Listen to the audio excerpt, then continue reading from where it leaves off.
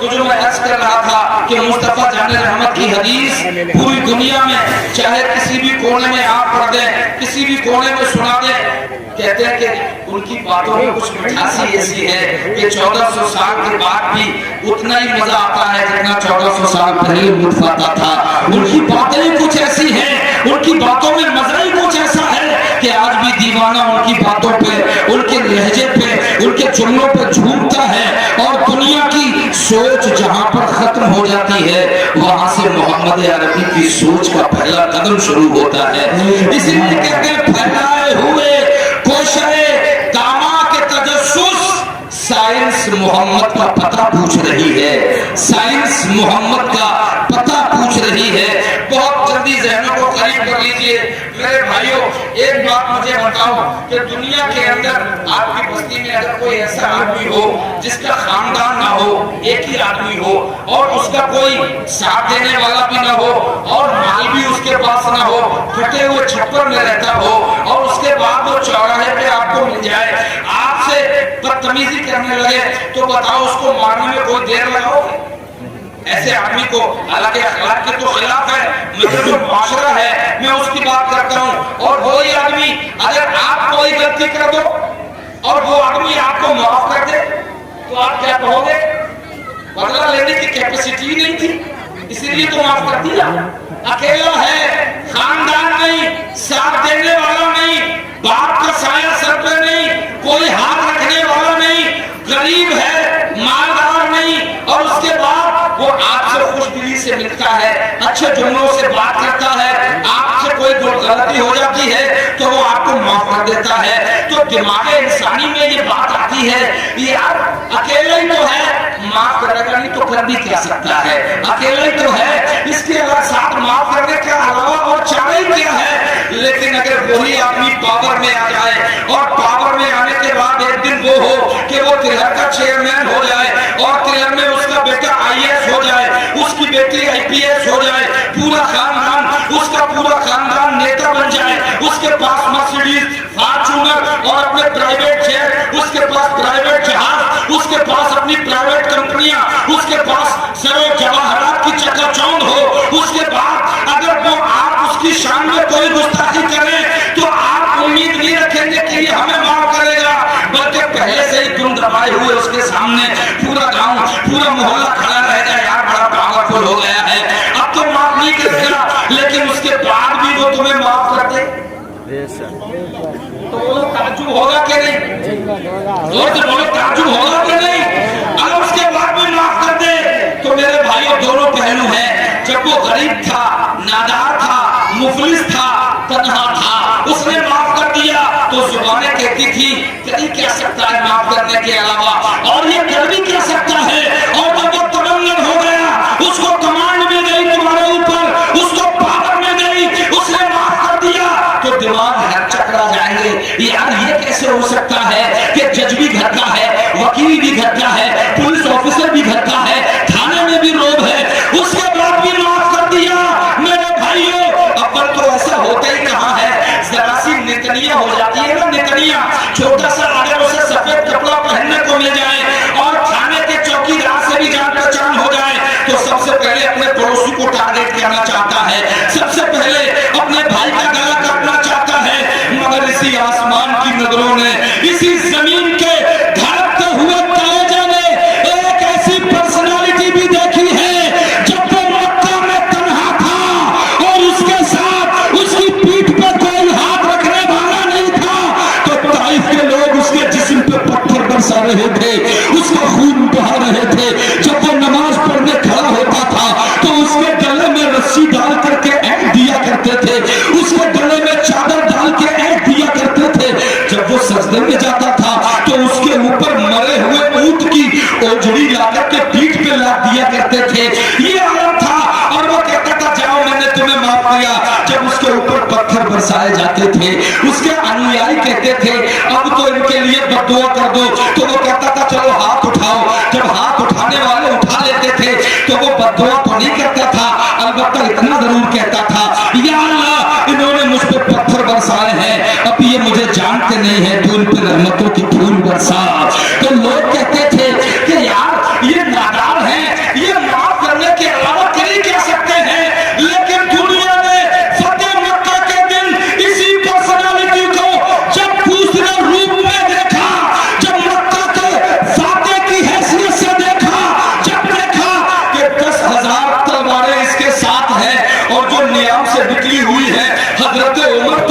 اتنے جلال میں آ گئے, بولے یا رسول اللہ اجازت دے دو, چن چن کے بدل لینا ہے.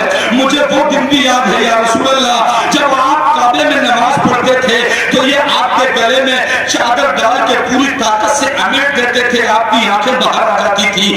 یا رسول اللہ مجھے وہ دن بھی یاد ہے جب یہ آپ کو گلیوں میں نکلتا دیکھتے تھے تو آپ کا مذاق اڑایا کرتے تھے, آپ کے باپ پر پھپتیاں کستے تھے, آپ کے نسب پر پھپتیاں کستے تھے. یا رسول اللہ میں اس ہندا کو زندہ نہیں چھوڑوں گا جس نے آپ کے چچا امیر حمزہ کا کلیجہ چبایا تھا, میں ان کے شوہر ابو سفیان کو زندہ نہیں چھوڑوں گا. اور جب تمام مکہ پر تسلط ہو گیا, مکہ کو فتح کر لیا, پاور ہاتھ میں ہے, تلواریں ہاتھ میں ہے, ایک اشارہ کرنے کی دیر ہے, جتنے چاہیے سر تن سے نیچے گریں گے.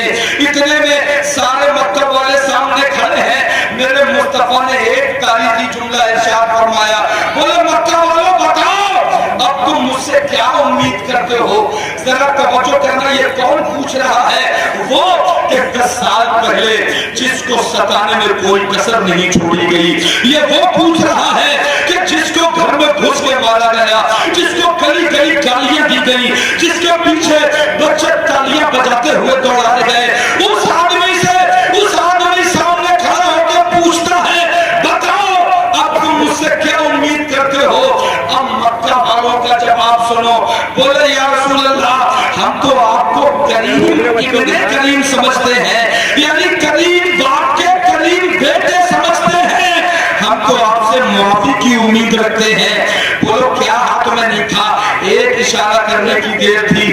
وہ دشمن بھی سامنے کھڑا تھا جس نے بہت ستایا تھا, جس نے مکہ میں رہنے نہیں دیا, جو ہجرت کی رات تلوار لے کے قتل کرنے آ گیا تھا, وہ سامنے کھڑا تھا. مگر حکم ہوتا ہے کہ اے لوگوں سنو, جاؤ آج تم سب بے خوف ہو جاؤ, میں نے آج تم سب کو معاف کر دیا ہے, سب کو معاف کر دیا ہے. اجی کھلبلی تو مچ گئی تھی مکہ والوں میں, یار یہ ہم کیا سن رہے ہیں, یہ کیسے ہو سکتا ہے.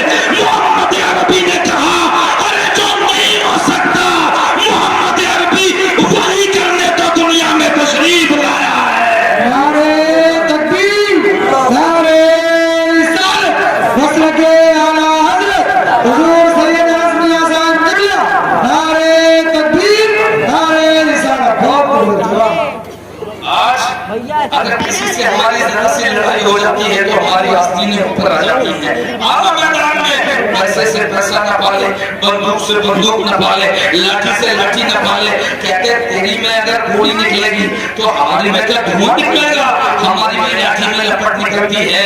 ہماری نیتاگردی کیا کم ہے, ہماری پراپرٹی کیا کم ہے. بولو میرے بھائیوں بات ٹھیک ہے کہ نہیں ہے؟ ہمارا خاندان کیا کم ہے, ہم کیا کسی سے پتلا لوٹتے ہیں, ہم کیا کسی سے کم نیتا گردی میں ہے, ہمارے پاس کے مال و اسباب کم ہے. آج پوری کو دیکھ لیتے ہیں, مگر واہ ہے مسلمان, ذرا سوچ تو کر کیا رہا ہے, اور مجھے پیغمبر اسلام نے سیکھ کیا دی ہے, تجھے ذہن کیا دیا ہے. میرے بھائی دنیا میں کوئی ایسا ہو تو لے کر کے آؤ. وہ یہی تو بتانے دنیا میں آئے تھے کہ سنو ہم تو معاف کرنے ہی آئے ہیں, ہم تو معاف ہی کرنے آئے ہیں. جب ہم کمزور تھے تم نے سمجھا یہ کمزوری کی وجہ سے معاف کر رہے نہیں, یہ آج سمجھ لو اگر ہم کمزوری کی وجہ سے معاف کرتے تو آج تو پاور میں ہے, آج بچ کے کہاں جاتے. آج سمجھ لو ہم نے کل بھی اس لیے معاف کیا تھا کہ اللہ کے بندے ہو تمہیں صراط مستقیم دکھانا ہے, اور آج بھی اس لیے معاف کر رہے ہیں کہ ہم دنیا میں رحمت بن کے آئے ہیں. اور سنو اے لوگوں, جو لوگوں پہ رحم نہیں کرتا اللہ بھی اس پہ رحم نہیں کرتا. تم زمین والوں پہ رحم کرو, اللہ تمہارے حالات پہ رحم کرے. آج یہ حافظ ہوئے ہیں مدرسے سے ماشاءاللہ, مولانا وسیم القادری صاحب اور دیگر اساتذہ کی ملی جلی بڑی کاوشیں ہیں, انہوں نے پورا حفظ قرآن کیا ہے. عالم بنے ماشاءاللہ, عالم بنے, 7 لوگ عالم بنے. مجھے بتاؤ اب یہ کیا تعویذ ڈنڈا کرنے کے لیے عالم بنے؟ بولو मगर मेरी कौम सिर्फ आलिमों से ताबीज इकट्ठा कराना चाहती है। बहुत सुनते हो मजे की तकरीरें, आज जो दर्द भरी बातें सुन लो, इसलिए कि ये दिल की सदा है, मेरी आवाज नहीं है। तुम ही न सुनोगे तो इसे कौन सुनेगा। कहाँ तक आखिर मजे लोगे जलसों में, जोकरों को और कॉमेडियन को बुला के जोक सुनोगे। कहाँ तक नचकरियों और गवैयों को 50-50 हजार के लिफाफे दे करके कितना एंजॉय करोगे। गानों की तर्ज पे नाक पड़ने वालों से कब तक एंटरटेनमेंट का सामान मुहैया करोगे, कब तक एंजॉय करोगे। बर्बादियां तुम्हारे दरवाजों पे दस्तकें दे रही हैं, बर्बादियां तुम्हारे दहाने तक पहुंच चुकी है। याद रखो मेरे भाइयों, आज जो तुम ये डेकोरेशन करके बैठे हो, ये जो मिंबर सजा के बैठे हो, ये सिर्फ इसलिए कि अभी संविधान सलामत है, लेकिन रोजाना फस्ताई ताकतें संविधान को कुतरने में लगी हुई है, रोजाना सेकुलरिज्म को बर्बाद करने पे तुली हुई है, रोजाना आजादी खतरे में जा रही है।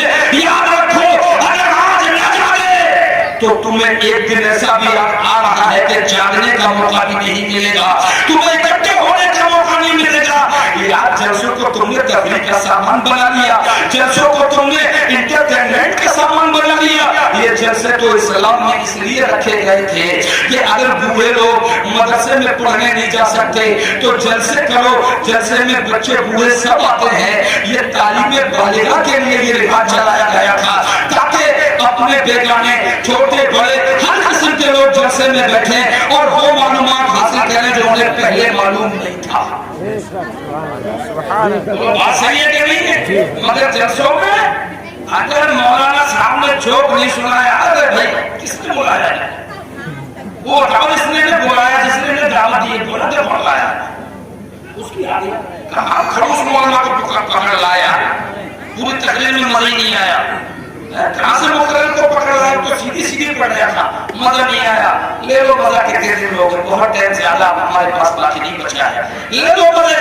मैं तो कहता हूँ बस मजे हो गए, अब कोई दिन जा रहा है, देख लो कि बर्बादियां कब हमारे साथ, हमारे तेरे मानुस के साथ खिलवाड़ करना शुरू कर दें, कब हमारे सामने किसको खून के नंगा नाच नाचा जाए।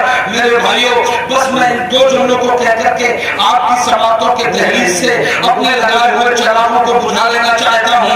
याद रखो मेरे भाइयों, आज सबसे ज्यादा बुराइयां अगर माशरे में देखने को मिलती है तो हमारी कौम में देखने को मिलती है। रोजाना लड़कियां भाग रही हैं सबसे ज्यादा हमारी कौम में।